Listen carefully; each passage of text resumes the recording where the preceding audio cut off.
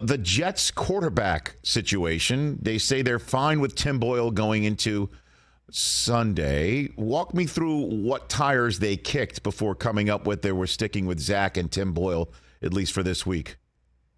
Well, I know that they've kind of spoken internally about different options. I have not gotten the sense that they've really made a big push to go bring in anybody that, fans would be like, oh my gosh, they're bringing in this quarterback. Now, there were some guys out there who know Nathaniel Hackett's offense. Brett Rippon is one of them. The Rams ended up promoting him to the 53-man roster with Stetson Bennett going on NFI. So that was one option off the list. Now, they'll take a look at Zach Wilson in the short term. He's still the guy who was the number 2 overall draft pick. He's a guy who they wanted to, they could have sold him on the cheap. They could have done what the 49ers did with Trey Lance and say, you know what, we're just going to get whatever we can get for you, move on, and, basically acknowledge that we made a mistake with the pick. No, they thought that Zach Wilson being around Aaron Rodgers and Nathaniel Hackett would really give him an opportunity to take a step back, learn from somebody like Rodgers watching him every day, work with a guy like Hackett who is so consistently positive and energetic and really try to turn things around.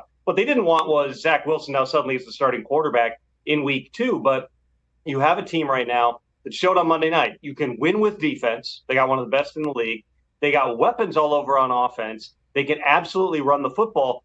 That's got to be the formula for the Jets moving forward here. Could they bring in another quarterback at some point? You would think they're going to get a third body in the building at least. But I think we're a ways away from any type of a drastic, okay, who can we trade for type of a situation. Let's see what Zach Wilson can do because he doesn't have to do it all himself. Did they kick the tires on Brady? Did they give him a call? Did they throw a YOLO call at Tom Brady? Tom? As far as I know, there was no serious consideration of any veteran quarterback, including Tom Brady or Joe Flacco or any of the others. Now, again, they talked through all these options, but, going and getting Brady, who, I mean, Rich, you've spent a lot of time around Brady through the years and kind of seen him. Like when he was standing at the podium in Foxborough, I thought he looked so thin, he's never been a really muscular guy. Obviously, he believes in you do, resistance bands and things. You're not going out and benching 600 pounds. But he looks like he's really into retirement mode at this point. Not to say that Tom Brady couldn't walk out there today and be better than all but maybe, a handful of the quarterbacks in the league, but when he says that he's done, I get the sense that everybody's kind of, at least for now in September, taking that at face value. And of course it's the Jets, and that's a whole different ball of wax for anybody who's a Patriot for life. I'm just trying to see here and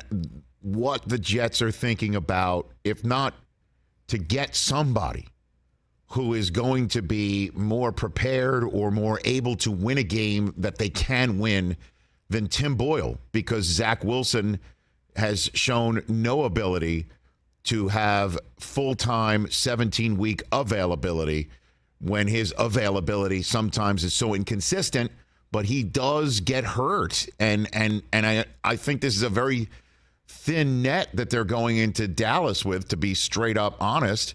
And then behind is New England and Kansas City and Denver and Philadelphia, which is now 2-0, despite not looking like they're firing on all cylinders.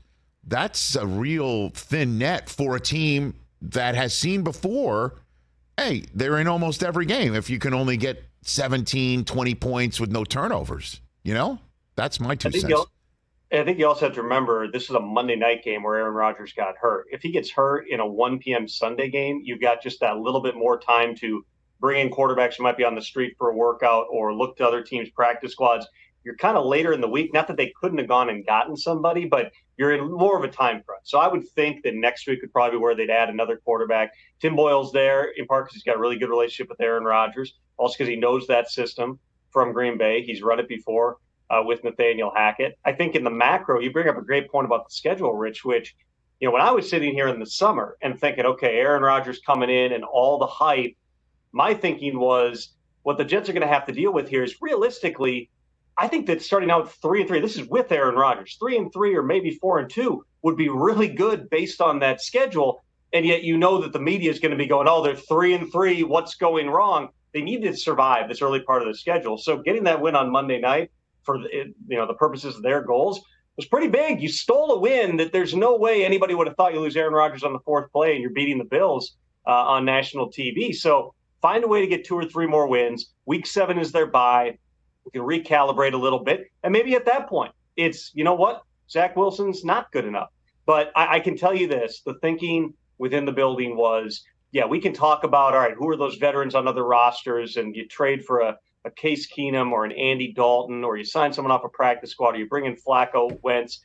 There's nobody out there that the Jets believed would be better than what they think they can get out of Zach Wilson right now. Again, within the context of how they want to play the game, what they need from Zach Wilson. And I always, every morning, Rich, I'm always on the exercise bike and I flip around to the different networks, just kind of see what people are talking about and what the storylines are that we're making up today. And one of them that I saw yesterday was, what if Zach Wilson is great against the Cowboys? I'm sitting there going, the last thing the Jets should want is Zach Wilson to go try to be great. Just be the guy we need you to be. We all know you can roll out to your right and throw a 70-yard moonball off your back foot on the run. We don't need that. Maybe one time a game you're going to have to do that, but just get the ball to Breece Hall and Dalvin Cook and Garrett Wilson and Allen Lazard. Play to your defense. It's okay to take the check down on 3rd down and punt the football away. They've got different ways they can win. No, they're not the same team without Aaron Rodgers, but they think they can harness Zach Wilson and get enough out of him that they can still be competitive here as we move forward. Catch the Rich Eisen Show every single day on the Roku channel, 12 to 3 Eastern, for free.